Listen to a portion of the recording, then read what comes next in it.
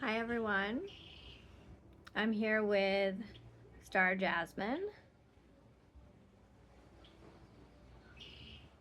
Trachelospermum jasminoides. It is native to Eastern and Southeastern Asia.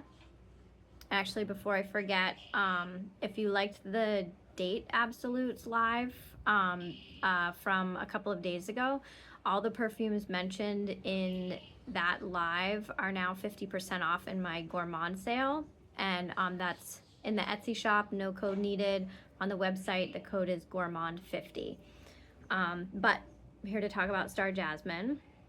So it's not a true jasmine, and that's evident by the botanical binomial, which is Trachelospermum jasminoides. And jasminoides, of course, means jasmine-like, and then Trachelospermum is Greek, and it means neck seed. So that's where you get like the word trachea from, or tracheotomy. As you can see, so the flowers have and I'm doing this both for YouTube and Instagram, so I'm trying to get it on both cameras. They have a salverform shape, which means that the petals come out at a right or 90-degree angle from the neck.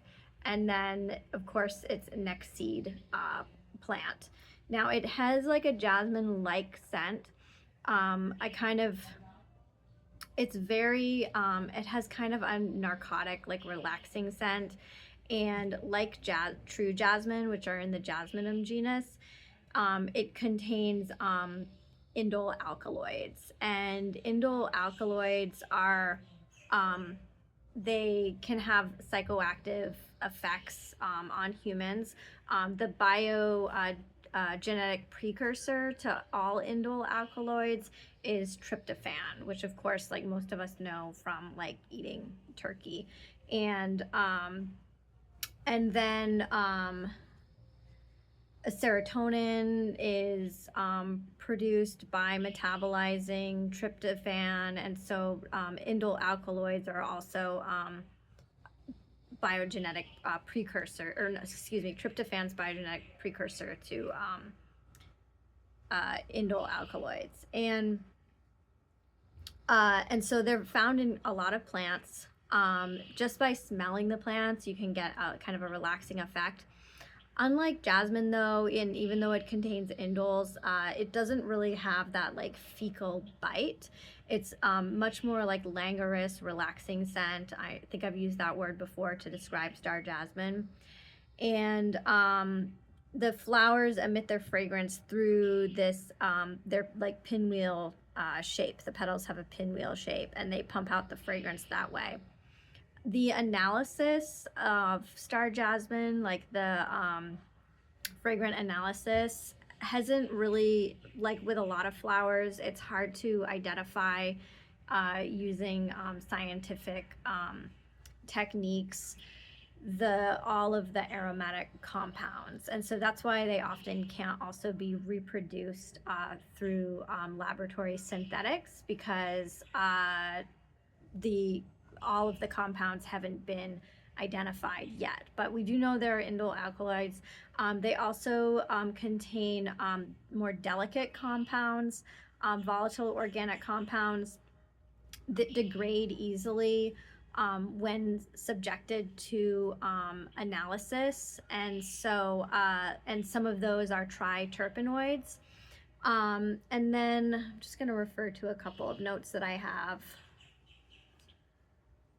So one of the indole alkaloids in Star Jasmine is voacangine. Not sure how to pronounce that, but it is it's present in other plants, like plants in the Tabernae motha, which are often found in Australia, and they can be very, very fragrant and have like a jasmine or a gardenia scent. Some of them are called crepe gardenia or crepe jasmine. And those are more commonly used in the production of ibogaine, which is kind of popular right now. So if you've heard of ibogaine, Um, uh, the indole alkaloid in ibogaine is voacangine, which is also found in star jasmine. Now, star jasmine also goes by the less popular name Confederate jasmine, which they're not exactly sure how that name came about, but possibly because it has been grown so widely throughout the southeastern US. That name Confederate jasmine might come from the Confederate States, but not native there, native to South or Southeastern and Eastern Asia. And then so some of the scent is like, it's very tropical, very lush, not acidic. It has almost like, as like you smell it more deeply, almost this like very lightly chlorinated scent, so kind of like a pool scent. And then some of the analysis of it has been like of the essential oil, which of course subjects the flowers and the plants to heat, so you're getting a very like reductive analysis of the compounds. And even the analyses of the headspace of flowers has been shown to be different, whether they've been picked or whether they're still fully alive on the plant. So really complex aroma. And of course I have a picked plant here. And then I'm going to show you, first I was going to talk about some of the volatile compounds found in the essential oil. There's linalool, which is of course found in lavender, has like a citrusy floral scent. There is alpha terpineol, which is found in like pine, and also cardamom, so kind of that high-toned, almost aldehydic scent. And then geranyl propionate, which has like a floral, waxy, honey rose, sometimes tropical, sometimes vegetative. So even these individual compounds have very complex aromas. And then jasmine, which is found in the true jasmine species. Farnesol, nerolidol, which is of course found in neroli and kind of has a citrusy floral scent. And then limonene, which is found in like citrus fruit. And then the most unusual component that was found, and this was done by Daniel Julane Research Laboratories. So the most unusual floral volatile found in the essential oil is anol, A-N-O-L. And there isn't really much information online about it. It's an unusual floral volatile. And the only information that I could find online was that it's found in star jasmine. So very circular, can't tell you very much about it. And then if you search for the other name for it, which is E-4 propinylphenol, it will automatically substitute a different floral volatile in the search results. So you have to search again, and then it just redirects and says that it's found in star jasmine. So pretty circular. Sometimes that's the case when you're trying to research the aroma of plants. There isn't like a whole lot of successful research on the full headspace of flowers, because not only is the headspace different whether the flower has been picked or is still live, but the delicate compounds degrade easily when they're subjected to different types of scientific analysis, whether it's gas spectrometry, using essential or extracting the essential oils, which of course subjects them to heat.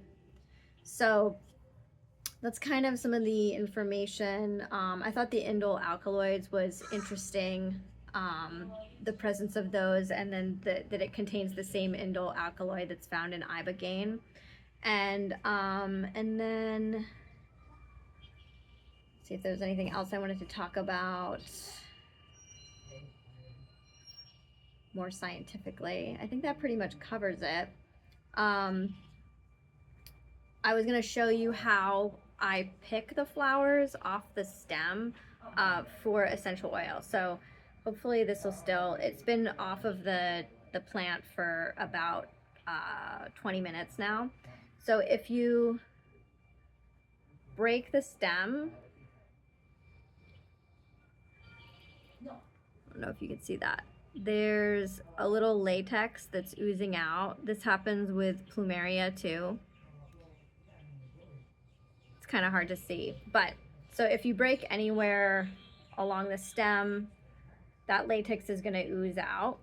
So instead of picking it like this, where I have the calyx still on it, they pop out really easily if you just kind of delicately hold the calyx, and then it's a nice clean, just the flower, just the petals, the corolla, no latex, and then you can lay it on the enfleurage like this. And then you can see this one here. Oh, thank you so much. Thank you so much. Hasn't opened yet, but they're kind of twirled around. The petals are, and then they unfurl into the pinwheel shape. And then you can see there's tubes. The petals kind of form their own little tubes. So again, I'll show you again how to do it. So you just gently pinch the calyx. It's you don't have to pinch it hard, otherwise you're going to release the latex, and then it comes right off. So really clean. And so that's how I do the enfleurage.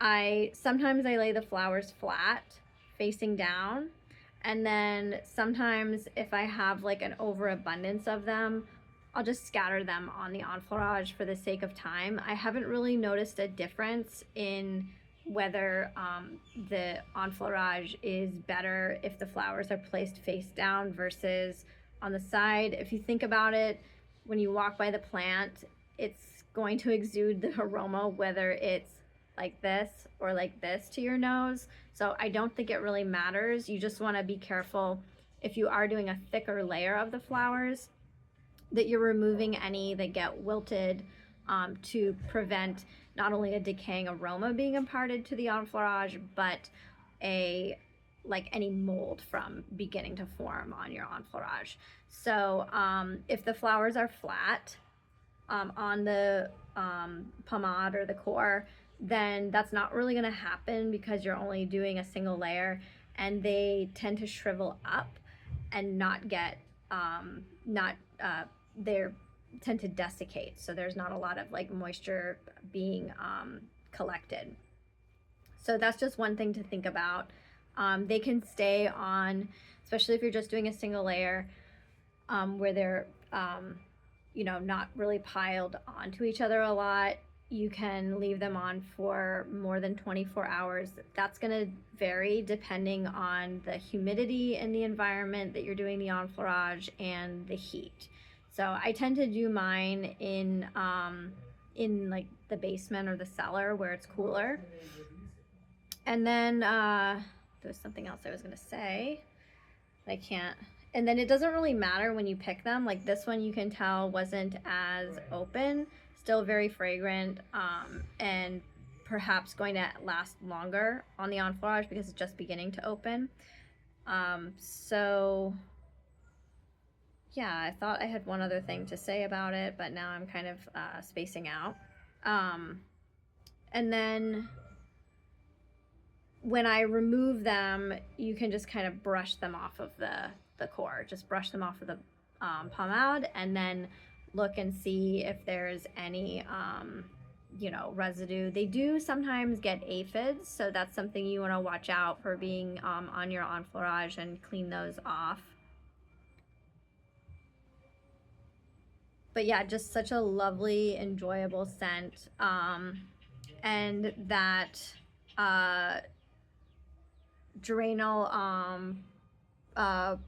what was it again called? Dranal propionate. I was gonna call it propionate, but that's a made up term. So dranal propionate, which is that like tropical vegetative honey, rose, waxy, almost tea-like. Oh, this is star jasmine. and the botanical name is Trachelospermum jasminoides. So not a true jasmine, but has kind of a jasmine-like scent. But that honeyed, waxy, slightly rosy,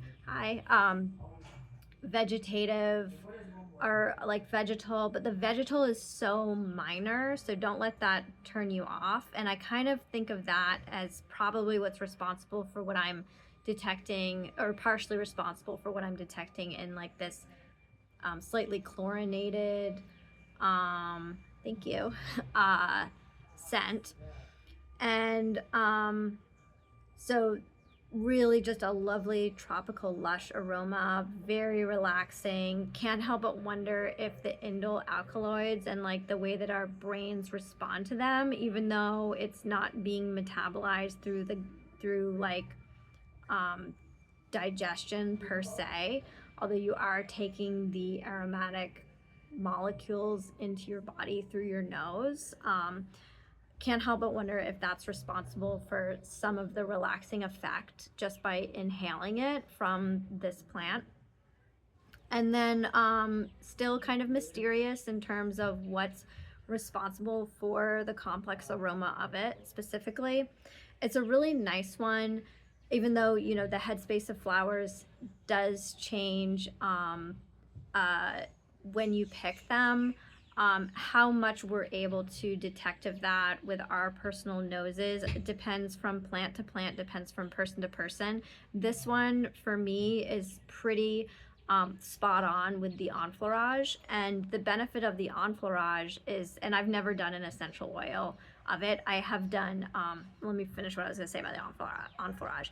The benefit of the enfleurage is that you are getting that headspace, even though the flower has been picked and it is, you know, dying and starting to decay.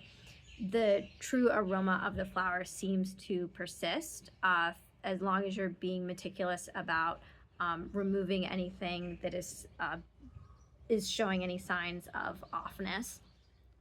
And then tincture-wise, I've tinctured it and done just a straight tincture, and also very true to the scent. And then I've done an absolute from the tincture, also very true to the scent, so pretty successful in terms of that. And then I've done an enfleurage extrait, which you can buy through the store. Oh, you're so welcome. I still feel like I'm a total beginner, especially with the science. The enfleurage extrait is also extremely true to the scent. So, and an enfleurage extrait is just when you take your core, so the fat and wax after it's been impregnated with the scent, and then you immerse it in ethanol. And so you can then strain it or filter it afterwards to remove like the waxy aspect. I tend to, as probably a lot of people who have purchased me know, I tend not to filter my perfumes because I like the heavier body that is also very fragrant to still be contained in the finished perfume. So I'm not concerned about the way the perfume looks so much in terms of clarity, or that it doesn't have or that it's just completely consistent if you leave it sitting. You will probably find that there's some settling in my perfume, so you just have to shake it to apply. But the benefit of having the unfiltered perfume is you're getting more of the whole plant extraction. And then that's so true. Yep. I know, I agree, because the articles I read, a lot of them say, well, we couldn't extract all the compounds because they degrade. So but so the benefit of having the unfiltered extracts is that whether it's a perfume or enfleurage extrait or tincture, is that you're getting the whole plant experience. And then from an aesthetic perspective, you're getting the heavier materials that have fixation and can give a fixative quality. So if natural perfumes tend not to last as long wear by wear as synthetic perfumes, but by adding those heavier elements, you can increase some of that wear time. So that's another reason that I include them, just to give a longer wear. So that's Star Jasmine. I hope you enjoyed that. And let me know if you have any questions or comments. You can always send me a message or leave a remark in the comments.